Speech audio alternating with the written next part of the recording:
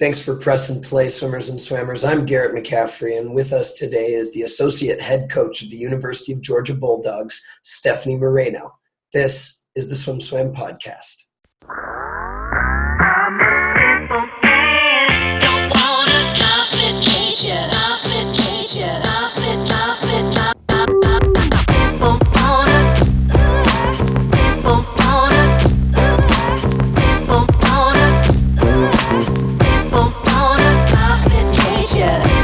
So Stefanie, thank you. And I'm going to apologize up front. My voice is just a little bit hoarse because I'm coming right off of my conference championships. And I know you had your conference championships and now a little bit more time to recover. So hopefully your voice is better. But looking back at SECs, how would you assess the Bulldogs? Yeah, well, I think SECs was a really great experience for a lot of our kids. It was the first time since, I guess, before pandemic hit that it was men and women back together. So it felt kind of like a normal meet in the sense. SEC environment is super electric. And, just was really proud of how everybody competed and raced. And it's 3.5 days, Tuesday night, Wednesday, Thursday, Friday, Saturday. And it's a lot of racing, a lot of ups and downs, people going best times, people winning conference titles, people sneaking into NC2As or getting 8th instead of 9th. And collectively, I thought we did a fantastic job just kind of being behind each other and supportive and encouraging. And it's really a fun place to be. And I think I, along with the staff, just really couldn't have been prouder of how the kids raced and competed last week.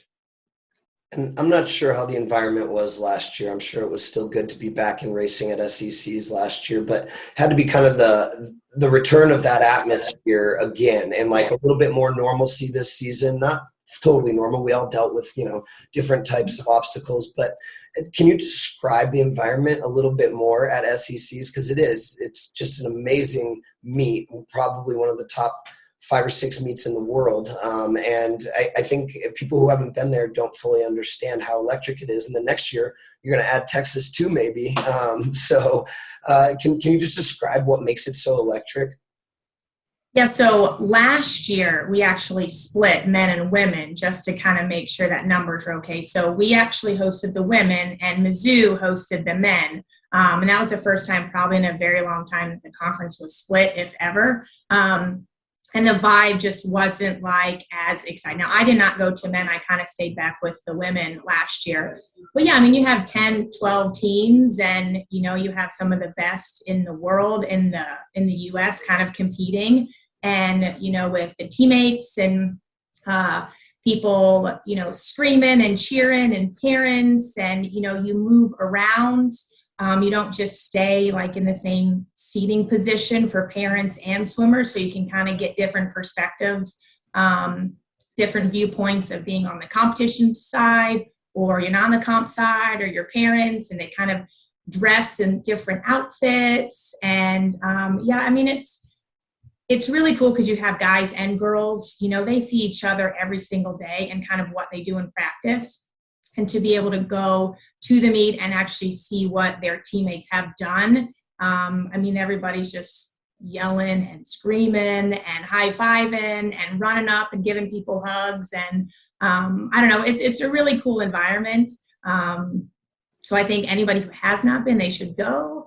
It's really cool and supportive a group. So SEC does a very nice job kind of hosting these events. And next year it's going to be at College Station at Texas A&M. So, it should be just as fun and exciting. Yeah. How do you manage athletes' emotions in that kind of roller coaster and with that environment? Because obviously you want them engaged in the team atmosphere and cheering for their teammates. But ideally, if they're preparing for their race, there's got to be some conservation of the emotions so that they don't wear themselves out.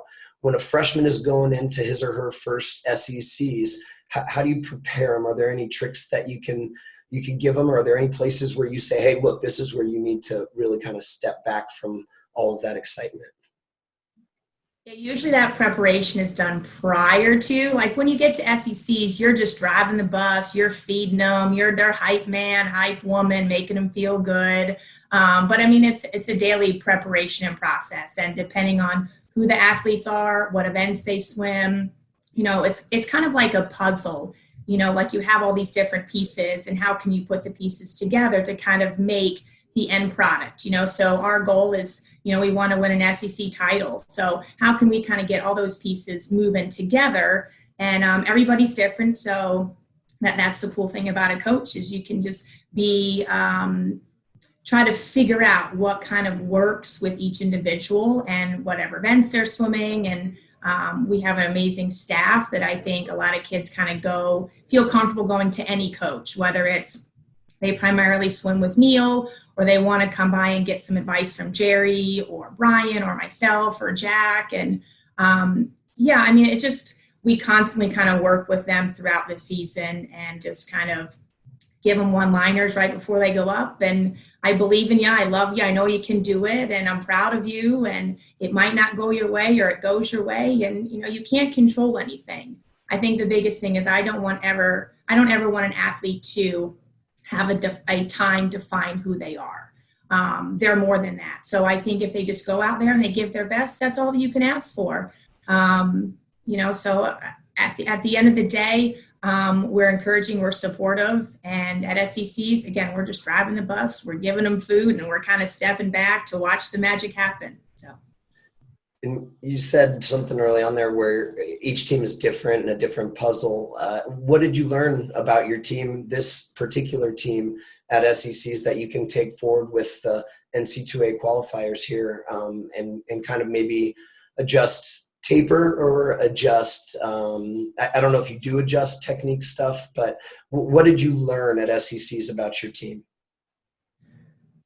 I think the biggest takeaway I learned is our team is very resilient. Our season was not perfect by any stretch, but I feel we prepared them enough to go out there and give their best. And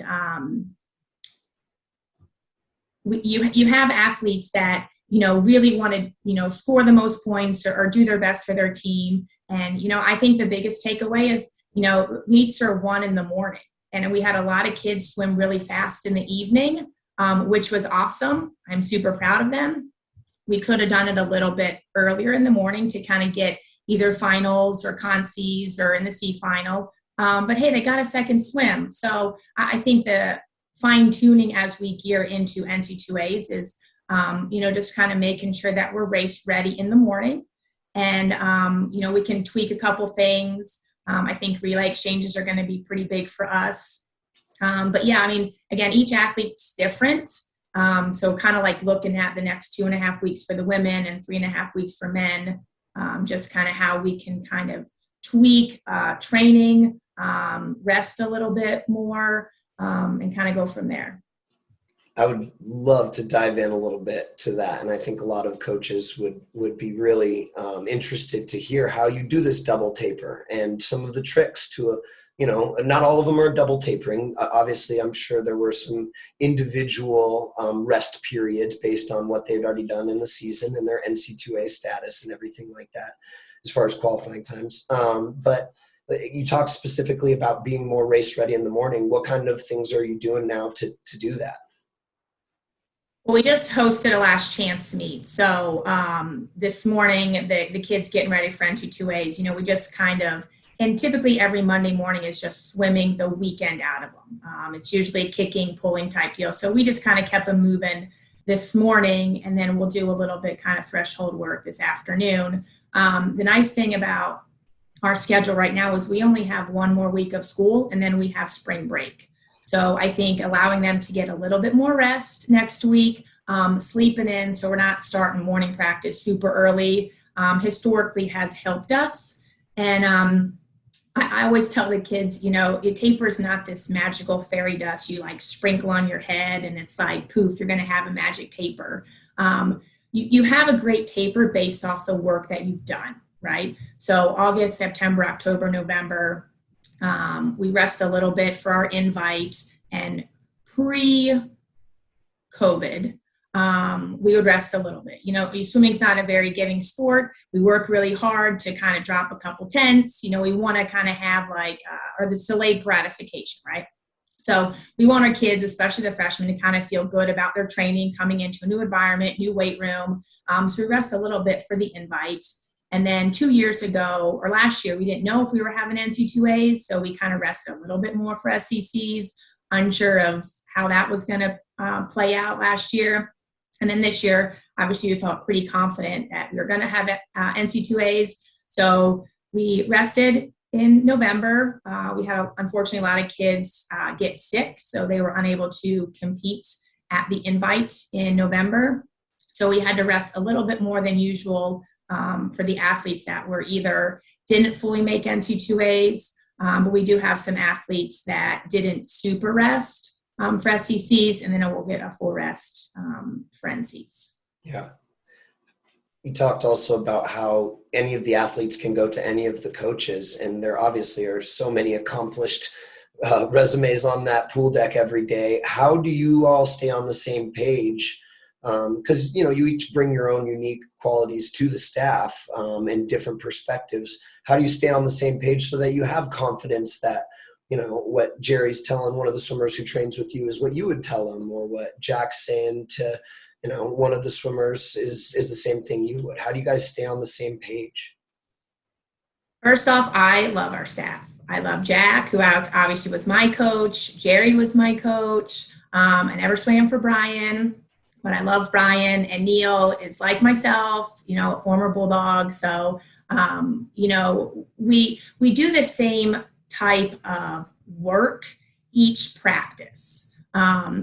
So like I was talking about, Monday afternoon is typically threshold. Well, Brian does a little bit of threshold on Monday. We do a little bit more because I myself, Jerry and Jack work with the middle distance group, and then Neil primarily works with the distance group. So Monday afternoon, we're all doing some sort of threshold work. And we have kids that sometimes float between Brian sprint group and middle distance, or middle distance and distance group. So, we try not to fit a square peg in a round hole. We have different athletes that require different needs at different points of the season, and the flexibility that they can go and float from different workouts, because we feel, okay, Dakota, needs to swim with Brian this afternoon because that's a better fit for her. Or within the main group, we may have 4 different groups going on, or athletes doing different things within the framework of the main practice. So we have kids, so they're not hitting the same energy system 2 workouts in a row. And listen, we're here to help the athletes, and here to help the University of Georgia. We're super competitive. We don't have egos. There's someone who swims in my group and they want to go to Jerry and get some film work done.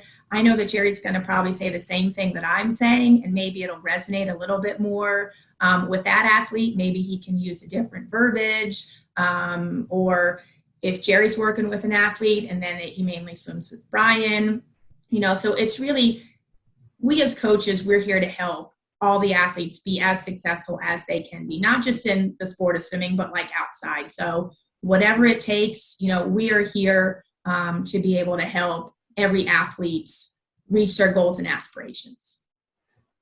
Between you, Jack, and Jerry in that mid-D group, how are the athletes usually divvied up? Is it by stroke or by event? How do you, when you say your group versus Jerry's group, how is that divided within the mid-D group? Yeah, it just kind of depends on the type of work that we're doing. I guess when we actually break off into stroke groups on Wednesday morning, so Jerry mainly deals with the butterflyers, I work with the backstrokers, Ryan does freestyle, and Neil and Jack work with the breaststrokers. But in terms of like middle distance group, we could have a breaststroke threshold group, we could have, 4 different strokes doing threshold work. For easy, fast, or quality, it could be more stroke specific. So we just have certain lanes. We may say, okay, and we're doing 200s freestyle. Mia, I want you to go 150 free, 50 fly.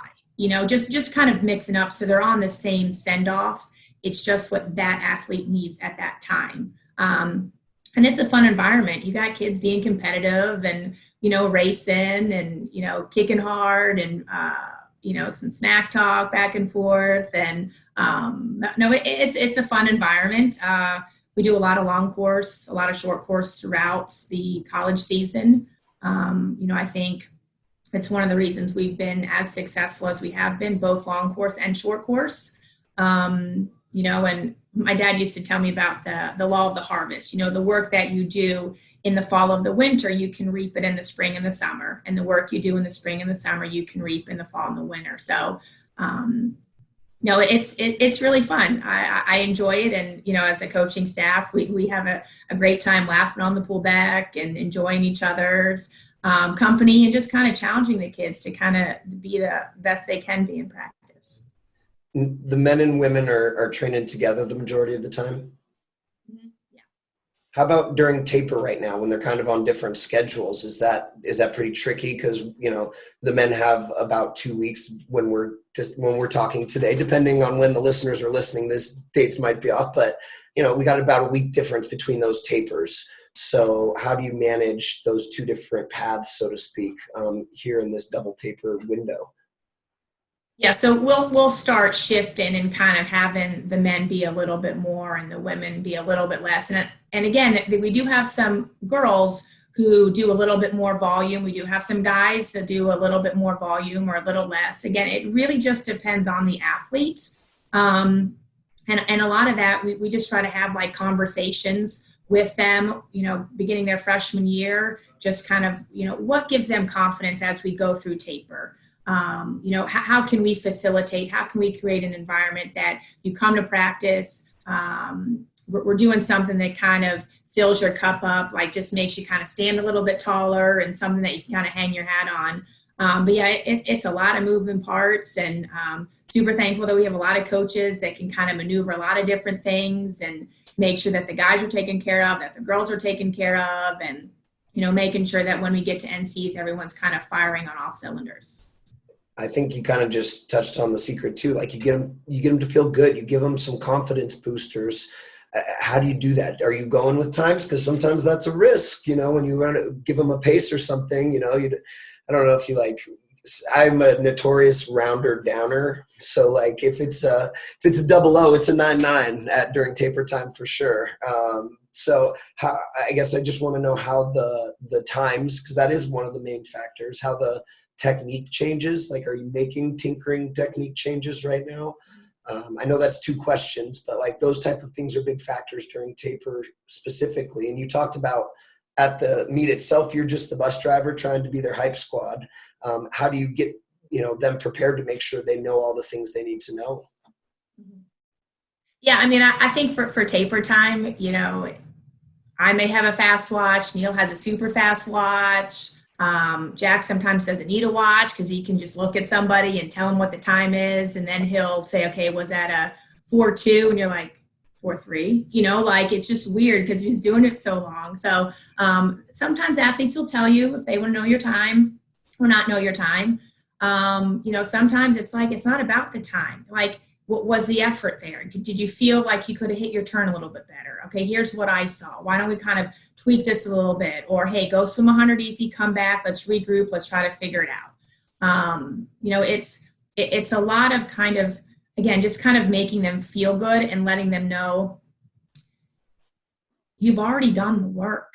We're just fine tuning a couple things. And yeah, I don't know about taper blues or taper pains. I don't remember any of that stuff, maybe because I didn't swim. Like, it was a long time ago since I swam. But again, I think you're so into like how you feel and like, ooh, like my arm or my elbow, like, no, you're fine. Like, you look great. You look strong. You look powerful. Hey, let's try this. Hey, all right, let's try to figure this out. Okay, let's film. Let's kind of, can you see this? Can we tweak this? Again, it's a big puzzle. Everyone has different pieces. So how can you kind of make sure that all, 15 athletes that are going to NC2As, all those pieces can fit together. So when we get to NCs, it's like this beautiful portrait that is there to kind of like excel and, do amazing things. So it's really individualized, but they'll let you know kind of how they're feeling or what they need, or don't get my times, I'm fine, you're good. I'm like, all right, you're good. Yeah. I'm just guessing, but I imagine that a lot of your confidence as a coach comes from all the work that you've seen them do, not only for the college season, but with the success of the Georgia program internationally and putting people on the U.S. team and all of those pieces, and even some foreign athletes on teams as well.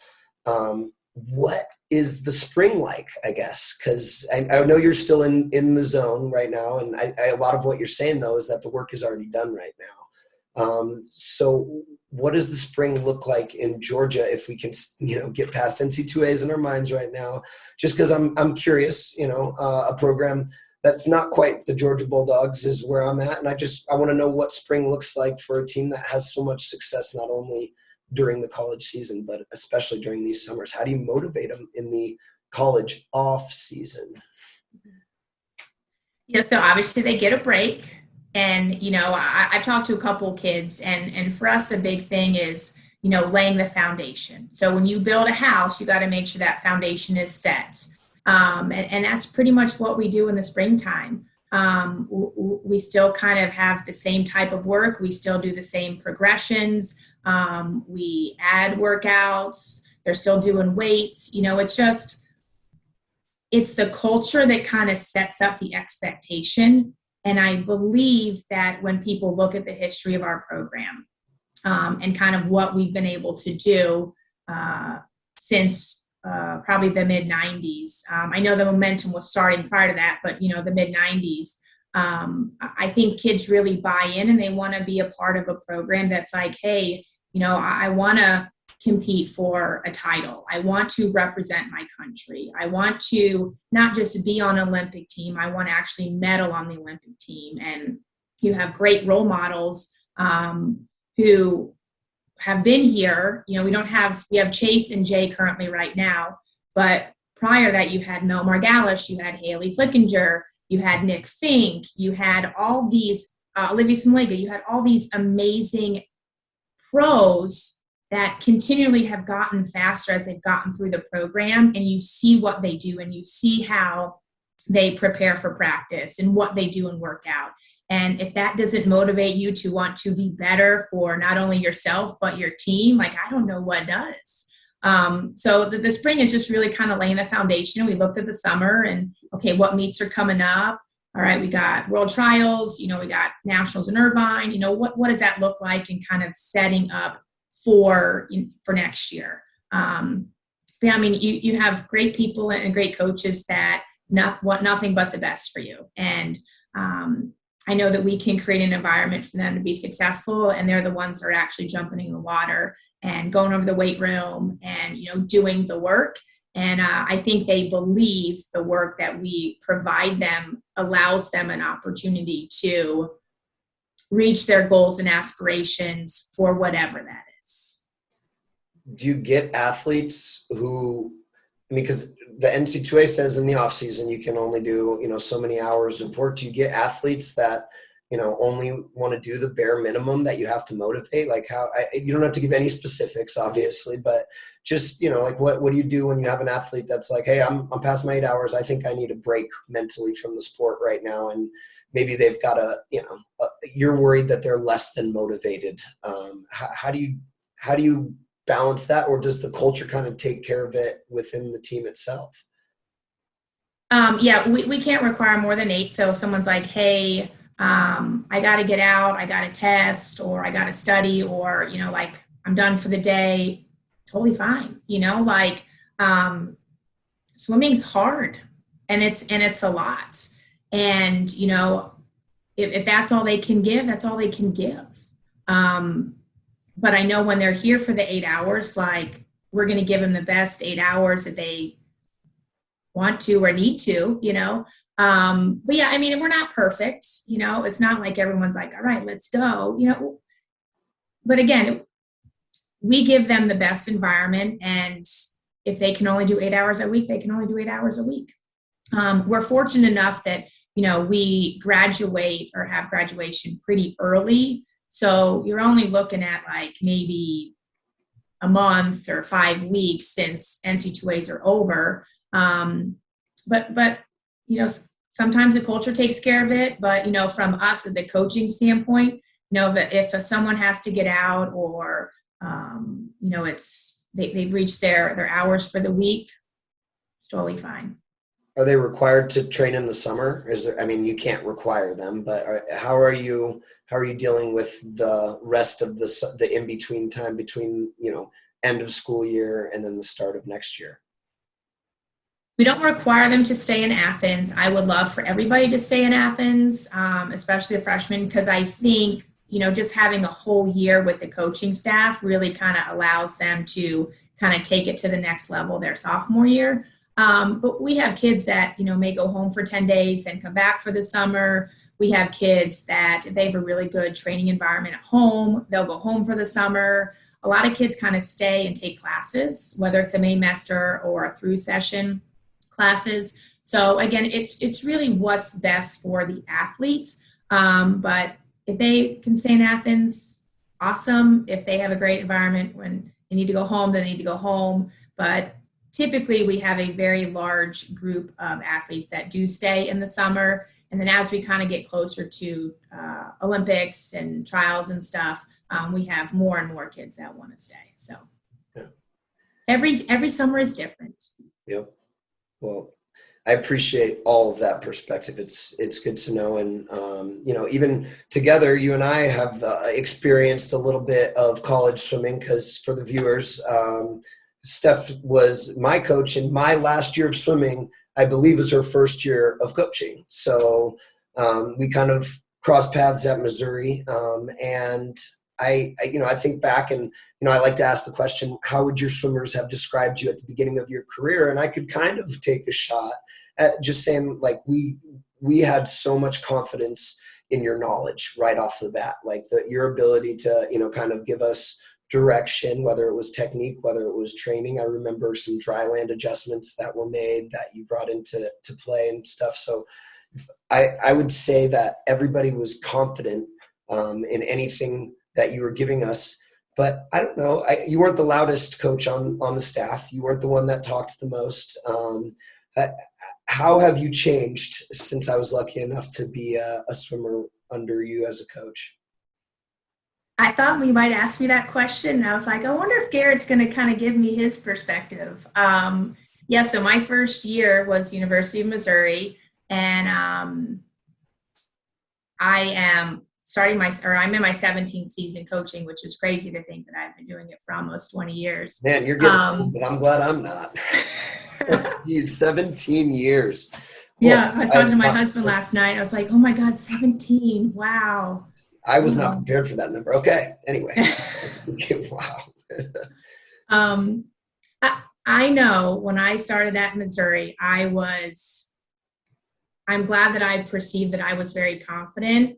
But I know that I was so young in my mind and so close to your age that I really wanted to make sure that you guys knew, okay, I was your coach, not like your friend. So that's why I would be like super quiet and not really be kind of how I am today. Like it took me a couple years, probably like 2 or 3 to kind of get comfortable. But I was very black and white, and I'm the coach and you're the swimmer, and, not probably being as good as I am right now in terms of building relationships and interacting with kids. And I loved all of you guys, but I don't think I expressed that to you guys enough. And I was super appreciative of the opportunity. I learned a ton.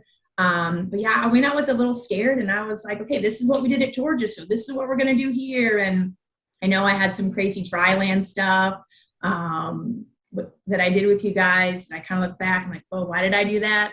But no, it was, I really enjoyed myself and my time at Missouri, and appreciative for the opportunity. But yeah, I was definitely, okay, I'm the coach, you're the swimmer, this is it. And I didn't know what I didn't know. I just knew how we were at Georgia, and I want to kind of bring a little bit that to Missouri, and thankful that Chris Peters was there to kind of be my brother from another mother and help me out. And yeah, kind of teach me the ways, and then you add on recruiting and everything like that. So, I mean, it was fun. I'm glad that my first collegiate coaching job was at Mizzou and coaching you, Garrett. Yeah. Yeah. Well, we never had any kind of impression that like you didn't care. And I think that's really what it comes down to. We knew that you cared and we knew you knew your stuff. And so I can't think of any dry land that I look back on that was like, why did we do? I thought it was great. I felt like it was a great addition. You talked about Chris, who you ended up crossing paths with again at Ohio State, I believe, kind of on opposite teams, but still there in Columbus at the same time. And, I guess as you continued on your career and now, I mean, you're the head coach of Georgia, it's freaking amazing. But like that path had to be different because there weren't a lot of female coaches. There just weren't. How was your path different because you were a female coach climbing the ranks?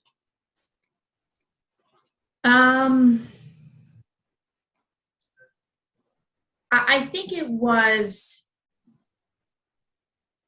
different. You know, like you said, that there's not very many female coaches out there. There's more now, but there's more now, which yay, I'm super pumped for and excited about.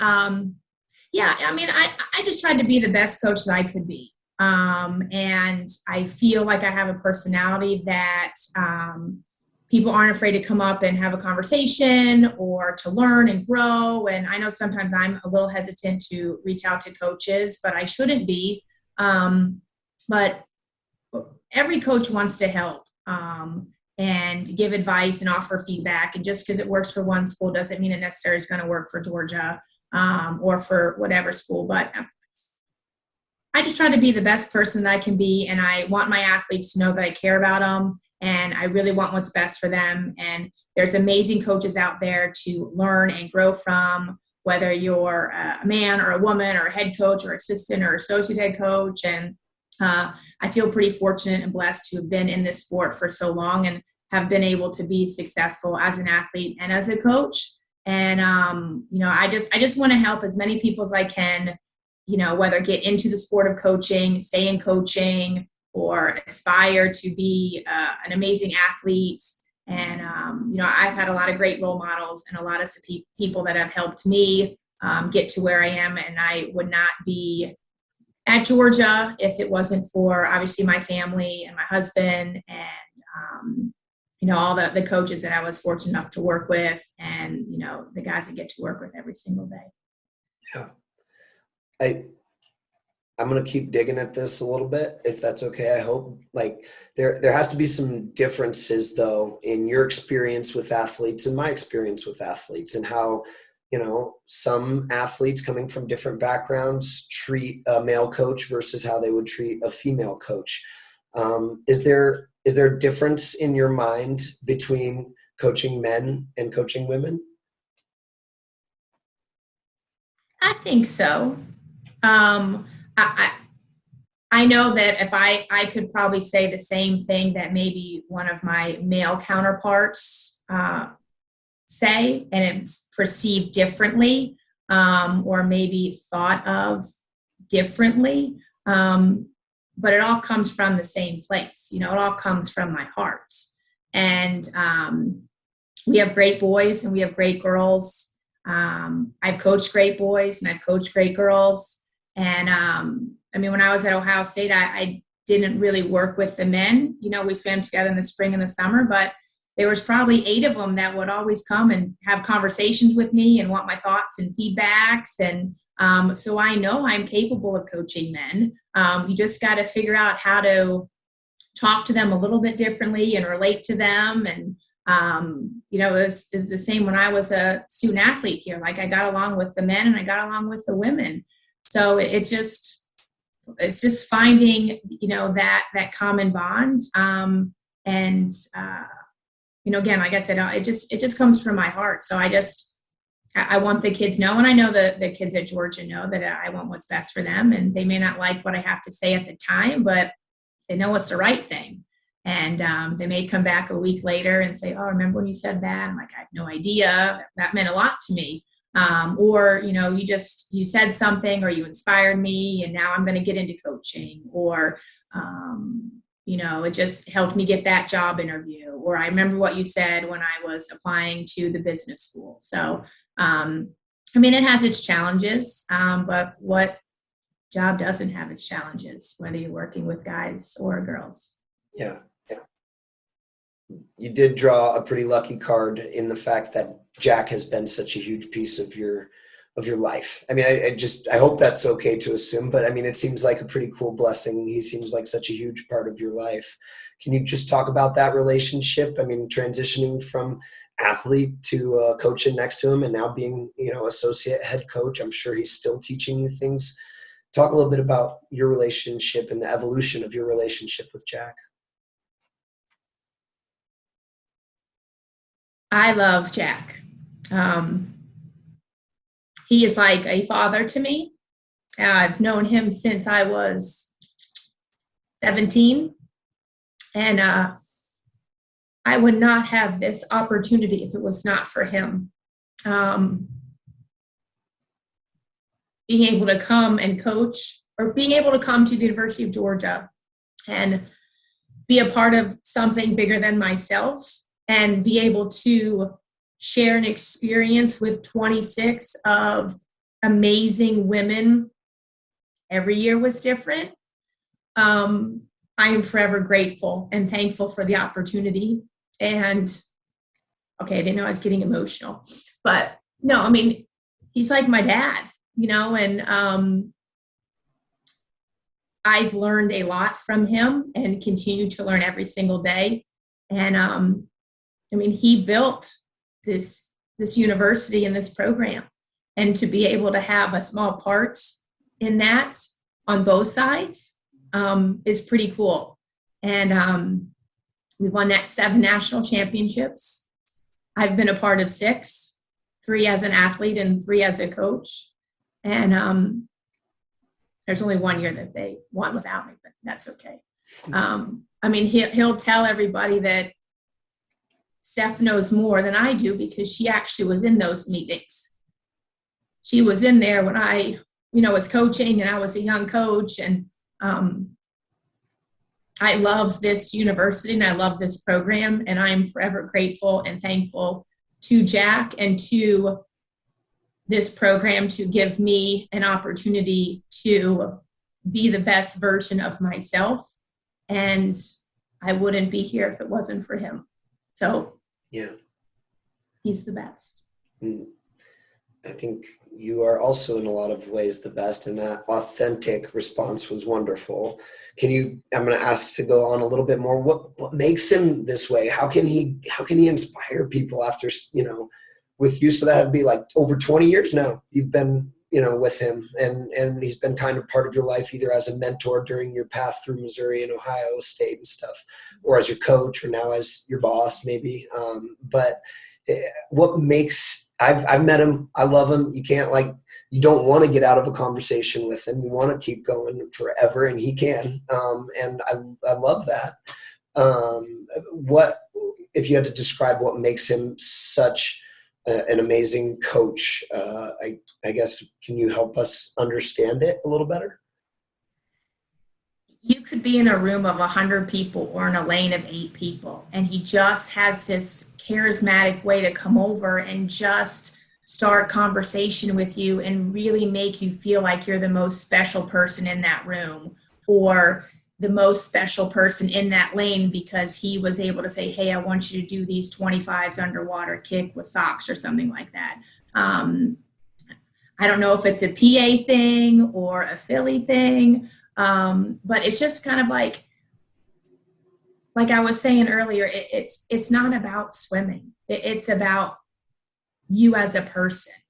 And I think when athletes believe in their coaches truly believe in themselves, they can do anything, they're going to do anything. It's not about swimming. It's like, okay, how can I how's school? He always asks about school. When kids are, leaving the pool deck, go get some A's. It's how can he like really wrap his arms around those athletes and make them feel super special by just asking them questions and having things, written on the workouts for them, or, hey, come in my office, or walk them, when they're walking out of the pool back. Like, I can't explain it, but it's some way that he can just like open the doors and just like ask questions. And then just, you're like, oh my gosh, like Jack Bauerle is talking to me. There's like 100 people in this room and he is talking to me. And he's able to find a connection with that person or with the athlete that, that they'll run through a brick wall for them. Yeah. All right, this is a tricky one, and I think it's my last one unless you say something that makes me think of another one. But what do you do better than him? And I don't want you to hold back. I want you to be cocky. I want you to toot your own horn here. What do you do that, helps him, that fills a gap in, because all of us coaches, we have gaps. How do you fill that with Jack? What are you doing better than him?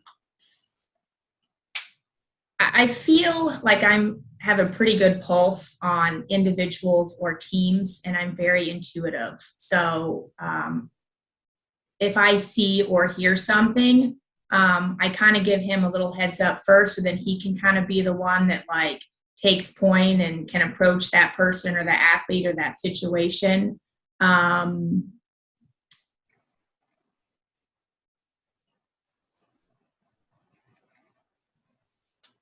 Maybe that yeah, probably that. I mean, he knows baseball stats. I don't know baseball stats. He knows football stats. I don't know football stats.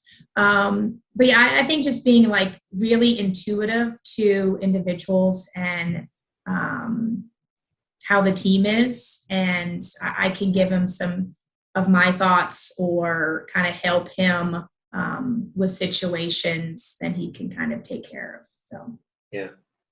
You've also been in Olympic trials finals ready rooms and, NC2A, those type of situations that I just think you're right. The intuitiveness and your ability to relate to them in a different way than the of Jack, like presence and talking to you, right? Like just more relatable, easy, like kind of coach, which I think every team needs to complement. It can't just all be this, legend type of approach. Not all of us get that or have that way with like Jack's presence, but your ability to relate to them and be in positions that a lot of these athletes need advice in. Like when you've been in those rooms, you've been in those races, you've been in that pain and that sting coming down to the the last 50. So. And I know that Jack, I believe when I interviewed him, he definitely, had some background in swimming, but I don't believe, if I remember correctly, he was quite at that same level. Do you think that your success as an athlete was also a big piece of, what's helped you be so relatable and communicable as a coach? I think part of it, I was talented, but I also worked really hard. At Georgia, we look at kind of like that middle class mentality. I love talent, but I like kids that aren't afraid to work, that aren't afraid to be uncomfortable, aren't afraid to stretch and grow. And I always knew that I had really high goals and aspirations, and I knew that I just couldn't show up at practice. I actually need to challenge myself. I needed to race the boys and try to beat the boys. And I play different sports, and I think that kind of helped me as well. But yeah, I mean, I don't think it hurts. And I think when you have an environment where you have, 26 like-minded men or women together, it just kind of helps you achieve your goals. But it pretty much just comes down to you as a person. So for me, I was super competitive and still am super competitive.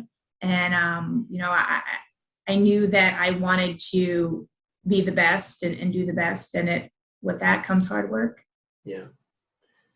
Well, you've done it in the water, you've done it on the deck. And I really appreciate being able to kind of, just know you and watch how it's all kind of, come together so well. And obviously with all that hard work and determination, That's why you're at where you're at. But we appreciate your time and your insight. And Steph, best of luck going forward into NC2A for you in Georgia. Thank you so much, Garrett. Proud of what you're doing. Keep it up. You're great. And hopefully I can see you in person soon. You've been listening to the SwimSwam podcast. Stay tuned for new episodes every week. You can take SwimSwam podcast on the go by subscribing on your favorite podcast platform. Look for links in the description below, and be sure to subscribe to our YouTube channel for more videos as well.